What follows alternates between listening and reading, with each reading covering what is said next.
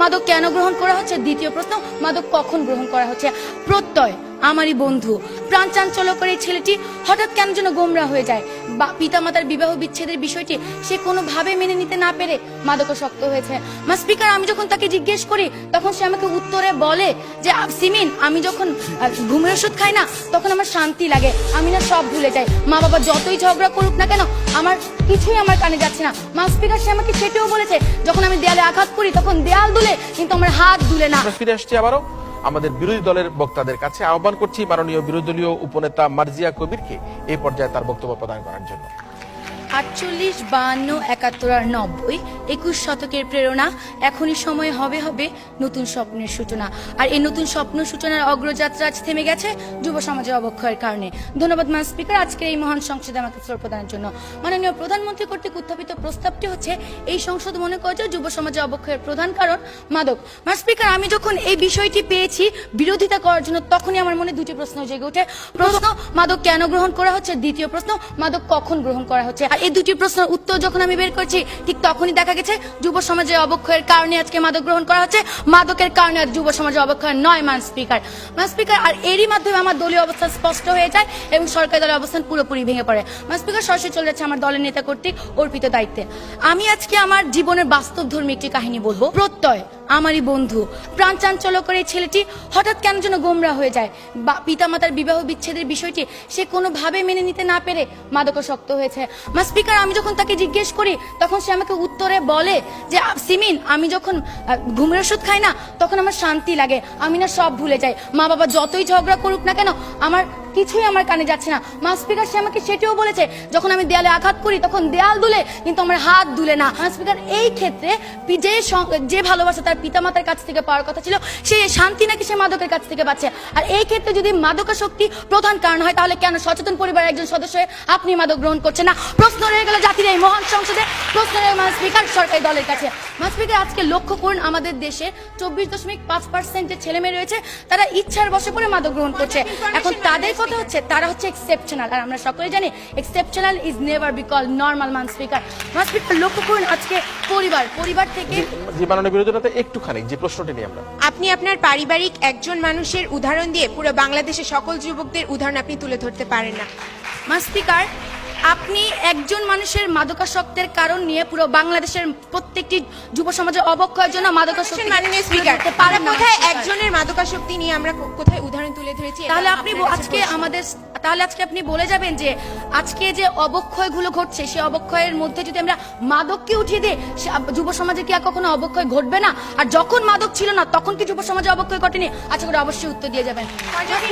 মাননীয় speaker, point of information, যখন মাদক ছিল না তখন অবক্ষয়ের মাত্রা এত ছিল না। দিনে দিনে মাদকের সহজলভ্যতা এবং মাদকের পরিমাণ দিন দিন বৃদ্ধি পাচ্ছে। শেষে এখন এই জন্যই আমাদেরকে আমরা সেই ব্যাখ্যায় পরে যাব। মাননীয় সংসদ নেতা আসুন আপনার বক্তব্য প্রদান করুন। স্পিকার, পরিবার, a strong family bondage is a precondition for a successful social administration. পরিবার থেকে একটি সন্তান সামাজিক নৈতিক মূল্যবোধ শিখে, কিন্তু আজকে এই সন্তানরা পরিবার থেকে সেই সামাজিক নৈতিক মূল্যবোধ শিক্ষা পাচ্ছে কি? স্পিকার, প্রশ্ন রয়ে গেল সরকারি দলের কাছে। স্পিকার, আজকে ঐশী হচ্ছে বর্তমানে আলোচিত একটি নাম, কিন্তু ঐশীর নৈতিক অবক্ষয় কখন ঘটেছে? যখন সে দেখেছে তার পিতা অবৈধ উপায়ে অর্থ উপার্জন করছে, ঠিক তখন ঘটেছে যখন দেখেছে তার পিতামাতা তারই ব্যাপারে অসচেতন। আর সেই নৈতিক অবক্ষয় তাকে ঠেলে নিয়ে গেছে মাদকের কাছে, মাদক তাকে সেই নৈতিক অবক্ষয়ের দিকে ঠেলে নেয়নি। স্পিকার, আজকে লক্ষ্য করুন যে আজকে শিক্ষাই জাতীয় মেরুদণ্ড। আর কতটুকু নৈতিকতার বিসর্জন দিলে আজকে আমাদের বাংলাদেশের সর্বোচ্চ বিদ্যাপীঠ ঢাকা ইউনিভার্সিটির কয়েকটি প্রাঙ্গণ আজ পরিণত হয়েছে গাদার রাস্তায়। স্পিকার, আর কত নৈতিকতার বিসর্জন দিলে আপনারা স্বীকার করবেন যে যুব সমাজের অবক্ষয়ের প্রধান কারণ কখনোই মাদক নয়? স্পিকার, আজকে যখন আমরা আরেকটা প্রশ্ন নেই, শেষ প্রশ্ন। জি, একজন বিবেকবান বিবেক সম্পন্ন মানুষ কি ইচ্ছা করে নিজের সচেতন জ্ঞানে সে কি সমাজের অবক্ষয় ঘটাবে? স্পিকার, প্রশ্নটি খুবই হাস্যকর। আমরা তো আজকে সেটাই বলছি, একটি সচেতন মানুষ কখনো মাদক গ্রহণ করছে না।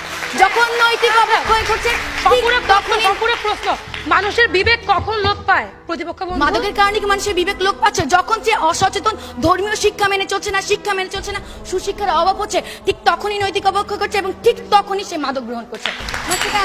অনেক পরিবারে আজকে লক্ষ্য করুন যে অর্ডার প্লিজ। স্পিকার আর কতটুকু নৈতিকতার বিসর্জন দিলে তারা এটি স্বীকার করবেন যে যুব সমাজে অবক্ষয়ের পিছনে কখনোই মাদক প্রধান কারণ না স্পিকার। স্পিকার লক্ষ্য করুন, আজকে একটি যুবক যখন তার বাবার কষ্টের টাকায় লেখাপড়া করে যখন চাকরি পাচ্ছে না, যখন দারিদ্রতার কারণে তার সকল ইচ্ছাকে আজ কবর দিতে হচ্ছে, ঠিক সেই সময়টা যে হতাশা, সেই হতাশাকে আপনারা বুঝবেন। সেই হতাশার কারণে আজকে সে বিভিন্ন ধরনের অপরাধ দিকে ঝুঁকে যাচ্ছে মান স্পিকার। এই আর অপরাধ কতটুকু মাদক নিয়ন্ত্রণ করছে আজকে আমার সেটি সরকারি দলের কাছে প্রশ্ন মান স্পিকার। মান স্পিকার লক্ষ্য করুন, আজকে আমরা যে ধর্ম আমাদেরকে শান্তি দিক শিখাবে, ধর্ম শান্তির প্রতীক, কিন্তু আজকে যে ধর্মের নামে আমরা এই যুব সমাজ মৌলবাদ জঙ্গিবাদ ছড়াচ্ছে, সেইটুকুর কারণে যে অবক্ষয় ঘটছে তা কিভাবে মাদক নিয়ন্ত্রণ করবে মান স্পিকার? আর প্রশ্ন রয়ে গেল সরকারি দলের কাছে মান স্পিকার, এগুলোর মাধ্যমে আজকে আপনারা কিভাবে বলছেন যে যুব সমাজের অবক্ষয়ের প্রধান কারণ হচ্ছে মাদক? মান স্পিকার, আজকে আমি বিভিন্ন ধরনের কারণের মাধ্যমে এটি স্পষ্ট করে দিয়ে গেলাম যে যুব সমাজের অবক্ষয়ের প্রধান কারণ কখনোই মাদক নয়। আমার দলের সাংসদের এসে আরো স্পষ্ট কারণ দেখিয়ে যাবেন মান স্পিকার। আজকে যদি তারা এটি প্রমাণ করতে চাইতো যে যুব সমাজ অবক্ষয়ের প্রধান কারণ, তাহলে তাদের এটিও প্রমাণ করার কথা ছিল যে আমরা যে আমাদের দলের নেতা এবং আমি যে ক্ষেত্রগুলো দেখে গেছি, সেই ক্ষেত্রগুলো যুব সমাজের অবক্ষয়ের পিছনে কখনোই প্রধান কারণ হিসেবে দায়ী নয় মান স্পিকার। কিন্তু তারা সেটি দেখাতে ব্যর্থ হয়েছেন। আশা করি সাংসদ এসে সেটি দেখিয়ে যাবেন। যদি সেটি দেখাতে না পারেন, তাহলে আজকের এই মঞ্চের প্রত্যেকটি মানুষ মানতে বাধ্য, যুব সমাজের অবক্ষয়ের পিছনের প্রধান কারণ কখনোই মাদক নয়। আজকে নৈতিক অবক্ষয়ের কারণে, পারিবারিক অসচেতনতার কারণে অবক্ষয় ঘটছে এবং সেই অবক্ষয় তাকে নিয়ে যাচ্ছে মাদকের দিকে। স্পিকার, আজকে তাদের কথা শুনে মনে হচ্ছে যে তাদেরকে যদি কেউ ইট ছুঁড়ে মারে, তারা তাদের বিপরীতে ফুল ছুঁড়ে মারবে, কিন্তু সেই ফুলের সাথে যে টপটি থাকবে সেটি তারা আজকে অস্বীকার করে যাচ্ছে। স্পিকার, আজকে তারা তিনজন চোখ বন্ধ করে রাখতে পারে, কিন্তু এই 16 কোটি বাঙালির সাথে আপনার চোখটিও খোলা আছে মান স্পিকার। আপনি দেখতে পারবেন যে আসল সত্যিটা কি। তাই আজকে আমরা যুব সমাজের অবক্ষয় রোধ করতে চাই মান স্পিকার। তাই আজকে আপনার কাছে বিনীত আবেদন, এই সংসদে যাতে এই প্রস্তাবটি গৃহীত না হয় এবং যুব সমাজের অবক্ষয় রোধ করতে আপনি আমাদের সাথে এগিয়ে আসেন। ধন্যবাদ মান স্পিকার, ধন্যবাদ সবাইকে। ধন্যবাদ মার্জিয়া কবিরকে।